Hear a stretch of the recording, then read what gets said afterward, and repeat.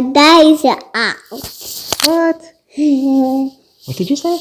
That is old. Daddy is so old. Yes. No, Daddy is so pretty. No, that is out. Daddy is so old. Yeah. No, Daddy is so pretty. No, that's out. Oh, lady. Pauline is very active this morning. You can see that it's more than doubled in volume.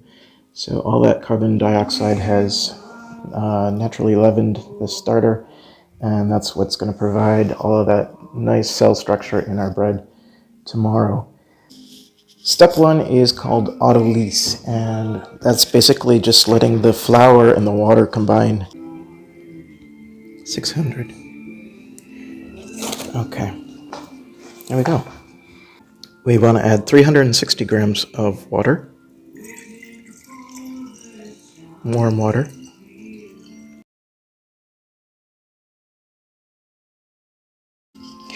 You can use your hands. Just mix it up. You want to make sure that all that flour is nicely hydrated. Get rid of all the little clumps. I'm trying to get all of those little shaggy pieces incorporated into this ball of dough. The dough is very dry. It's shaggy. The goal now is to let all of that flour absorb the water. I'm going to put a cover on it and just let it kind of meditate there for 1 hour. The dough is really well hydrated and it's ready to add the starter. It looks really nice, bubbly, smells delicious.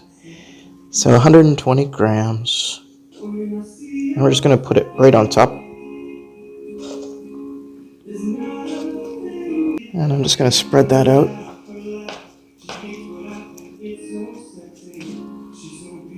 Right, so we're going to get a little messy here. Get your hands in there. You can see the dough is very heavy, very dense. So as we add this starter, we're going to have to kind of break up the dough in order to get it incorporated. I'm just kind of stretching and letting it incorporate into those little pockets. Okay, so it's pretty incorporated now, and we're just going to let that rest for 30 minutes. Yes, let's go outside. It's been 30 minutes. Now it's time to measure our salt, and we want 12 grams.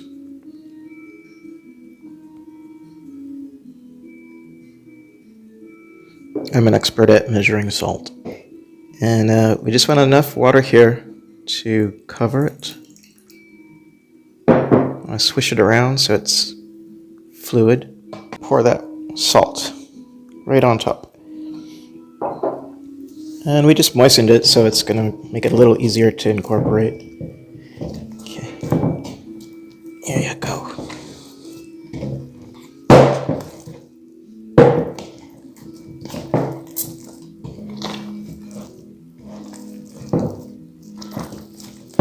Okay. I'm just going to let that sit for about 30 minutes and we'll come back. And by that time the salt will have kind of hydrated and it's going to be a lot easier to mix. Alright, it's been 30 minutes and we're ready to start our stretch and fold. So stretch and fold, you just want to grab an ear of it, pull it. You don't want to tear it, so be gentle. Pull it, that's your stretch, and your fold. Stretch and fold. And just stretch it and put it right back into the middle of the dough ball. Stretch and fold. All the way around till you've completed one full turn of the bowl.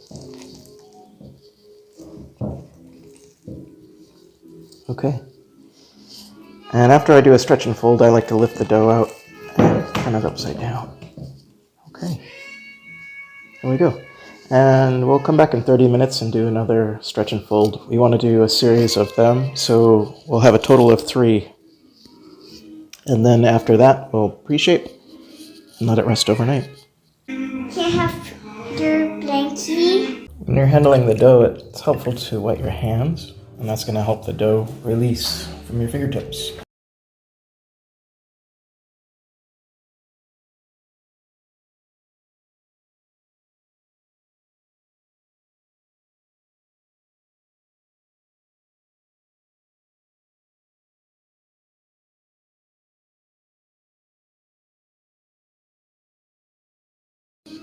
After the stretch and folds have completed, I like to just turn it upside down, tuck everything underneath.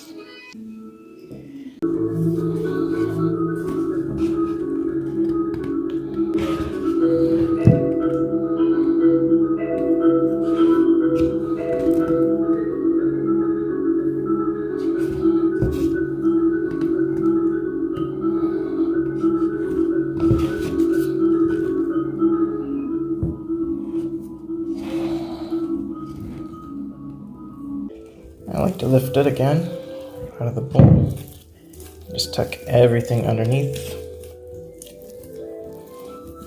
And you have a nice smooth surface on top. Now that's going to inflate like a balloon. And we'll come back in about an hour and pre-shape it.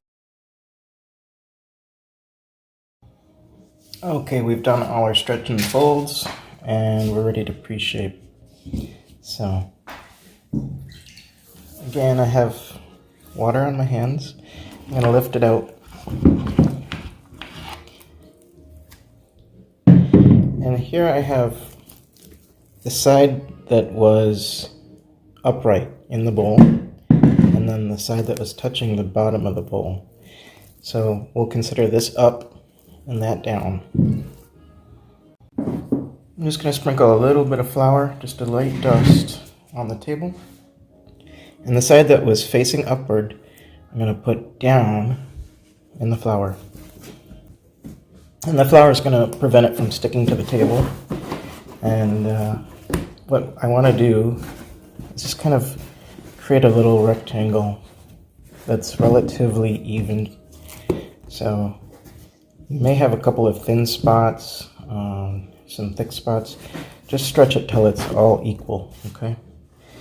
So then what I'm going to do is pick up the bottom here and fold it up like an envelope. And we're going to fold the ears inward. And then the top of the envelope, we're going to fold down.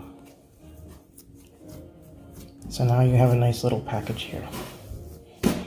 Okay, then this, we're just going to fold in half.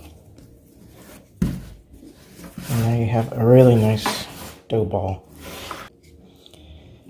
Put that in the bowl to rest overnight. I'm going to put a couple layers of towels on it. So that'll prevent it from drying out too much. We don't really want it to dry, so I've got 2 towels. You could just, if you have plastic wrap, you can wrap it with plastic, or you can just put a lid on top like that.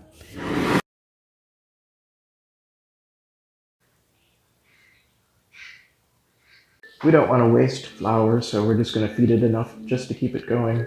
And we'll keep it in the refrigerator until it's time to make our next loaf of bread. When we do make our next loaf, we're going to feed it 70 grams of flour and 70 grams of water. And after one day, it'll be ready to make your next loaf.